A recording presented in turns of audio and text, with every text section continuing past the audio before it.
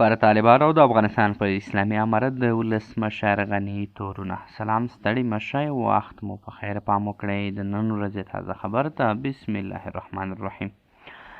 ولسمشر غني وایي که د ونو وهل ونه درېږي او د ځنګلونو احیا او ډېرول لومړیتوب ته رانشي، افغانستان د صحرایي کېدو له خطر سره مخامخ دی چې هم یې طبیعي بڼه او هم یې د وګړو فزیکي روغتیا او راتلونکی ګواښي.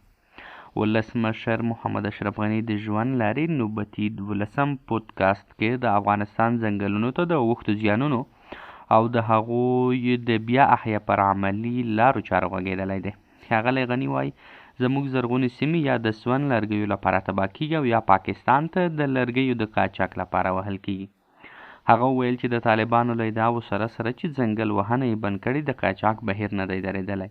او ښه بېلګه یې د نورستان د وما ملي پارک دی چې د وروستیو معلوماتو له مخې ډېرې ونې بهر ته د ایستلو لپاره وهل شوي دي.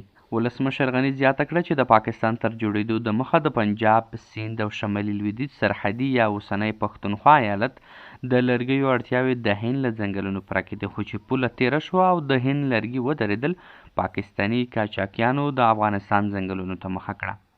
ډاکټر غني د ورشوګانو پر سر د کوچیانو او ځینې ځایي وګړو کړکېچ هم د زرغونو سیمو د کمښت له امله بللی او دغو ستونزو د مخنیوي لپاره یې د کوچیانو او دهنشینیو ترمنځ د افغانستان اقتصادي شراکت د رامنځته کېدو سپارښتنه کړې چې دواړه ټولنې د تقابل پر ځای په ګډه همکارۍ خپلې ګټې تامین کړي.